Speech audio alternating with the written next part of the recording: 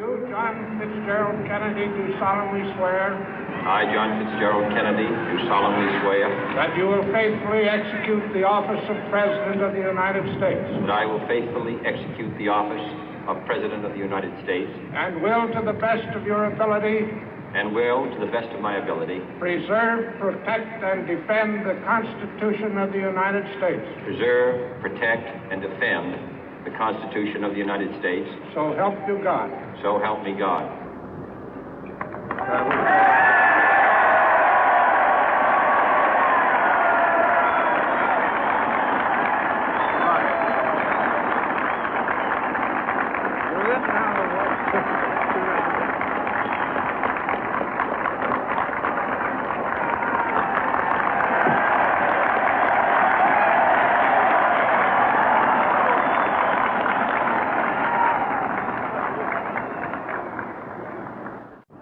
Vice President Johnson, Mr. Speaker, Mr. Chief Justice, President Eisenhower, Vice President Nixon, President Truman, Reverend clergy, fellow citizens.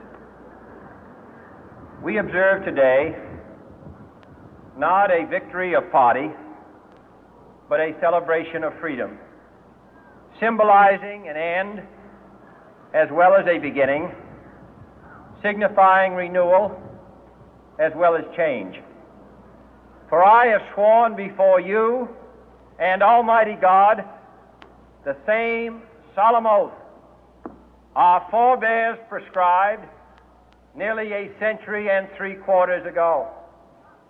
The world is very different now, for man holds in his mortal hands the power to abolish all forms of human poverty and all forms of human life. And yet the same revolutionary beliefs for which our forebears fought are still at issue around the globe. The belief that the rights of man come not from the generosity of the state, but from the hand of God. We dare not forget today that we are the heirs of that first revolution.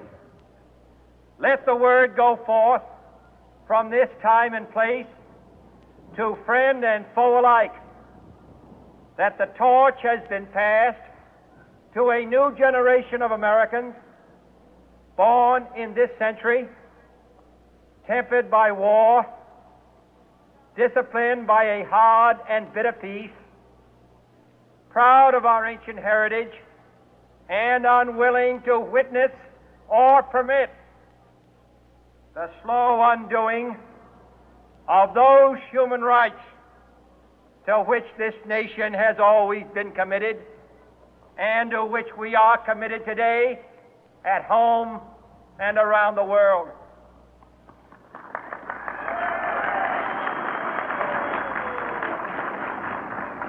Let every nation know, whether it wishes us well or ill, that we shall pay any price, bear any burden, meet any hardship, support any friend, oppose any foe to assure the survival and the success of liberty.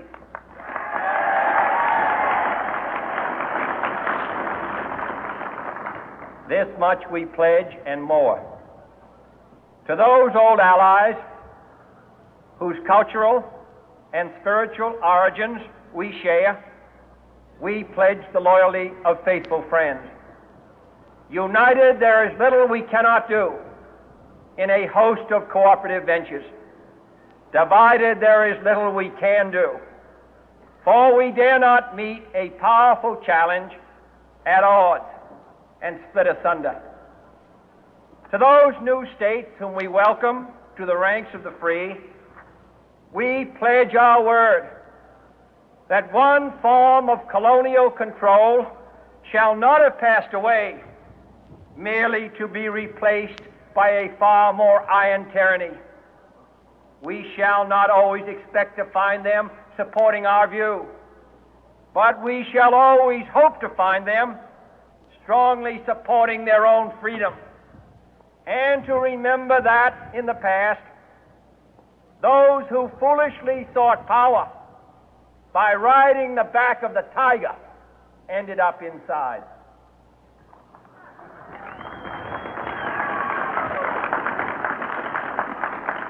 To those people in the huts and villages of half the globe struggling to break the bonds of mass misery, we pledge our best efforts to help them help themselves for whatever period is required, not because the communists may be doing it, not because we seek their votes, but because it is right.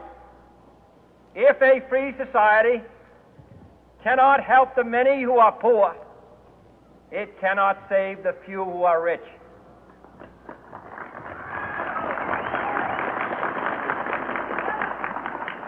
To our sister republics south of our border, we offer a special pledge to convert our good words into good deeds, in a new alliance for progress, to assist free men and free governments in casting off the chains of poverty. But this peaceful revolution of hope cannot become the prey of hostile powers. Let all our neighbors know that we shall join with them to oppose aggression or subversion anywhere in the Americas. And let every other power know that this hemisphere intends to remain the master of its own house.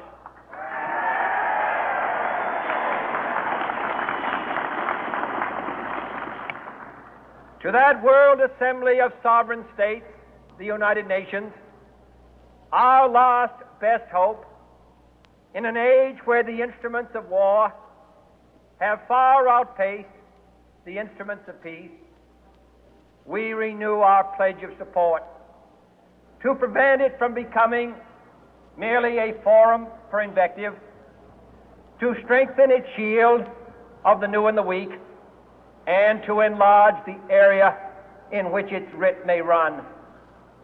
Finally, to those nations who would make themselves our adversary, we offer not a pledge, but a request that both sides begin anew the quest for peace.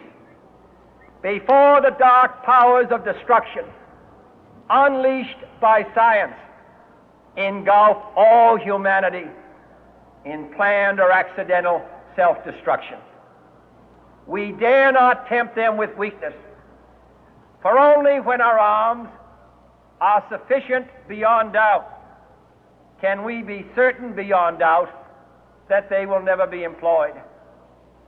But neither can two great and powerful groups of nations take comfort from our present course, both sides overburdened by the cost of modern weapons, both rightly alarmed by the steady spread of the deadly atom, yet both racing to alter that uncertain balance of terror that stays the hand of mankind's final war. So let us begin anew, remembering on both sides that civility is not a sign of weakness, and sincerity is always subject to proof. Let us never negotiate out of fear, but let us never fear to negotiate.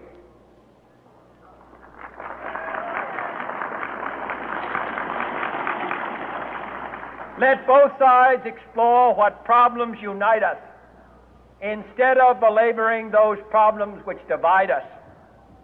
Let both sides, for the first time, formulate serious and precise proposals for the inspection and control of arms, and bring the absolute power to destroy other nations under the absolute control of all nations.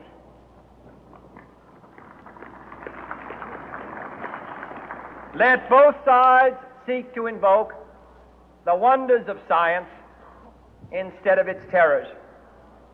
Together, let us explore the stars, conquer the deserts, eradicate disease, tap the ocean depth, and encourage the arts and commerce. Let both sides unite to heed in all corners of the earth the command of Isaiah to undo the heavy burden and let the oppressed go free. And if a beachhead of cooperation may push back the jungle of suspicion, let both sides join in creating a new endeavor, not a new balance of power, but a new world of law, where the strong are just and the weak secure and the peace preserved. All this will not be finished in the first 100 days, nor will it be finished in the first 1,000 days, nor in the life of this administration, nor even perhaps in our lifetime on this planet. But let us begin.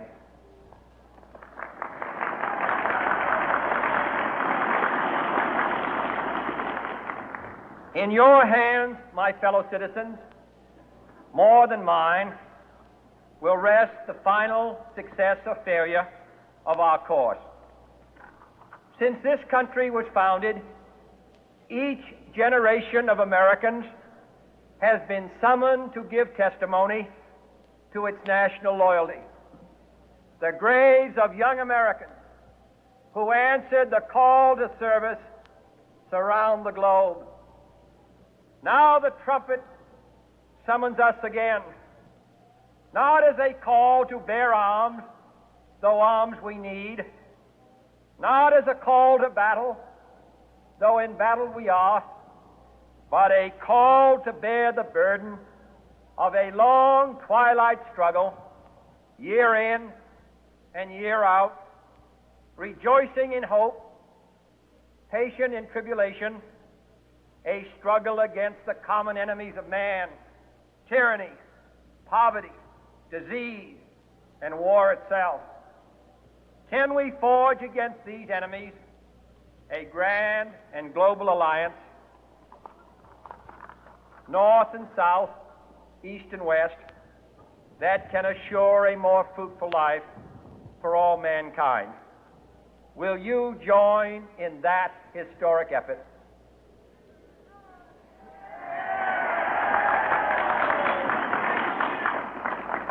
In the long history of the world, only a few generations have been granted the role of defending freedom in its hour of maximum danger.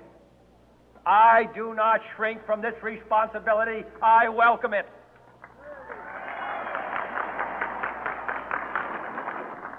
I do not believe that any of us would exchange places with any other people or any other generation.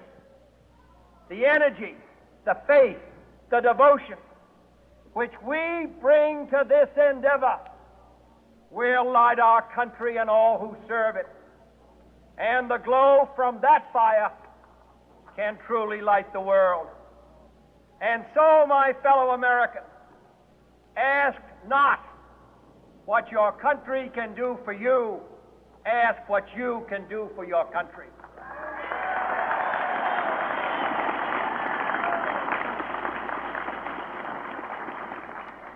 My fellow citizens of the world, ask not what America will do for you, but what together we can do for the freedom of man.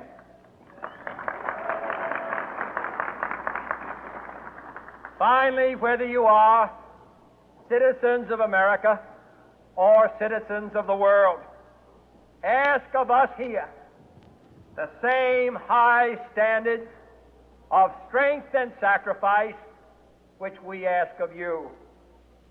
With a good conscience, our only sure reward, with history the final judge of our deeds, let us go forth to lead the land we love, asking His blessing and His help, but knowing that here on earth God's work must truly be our own.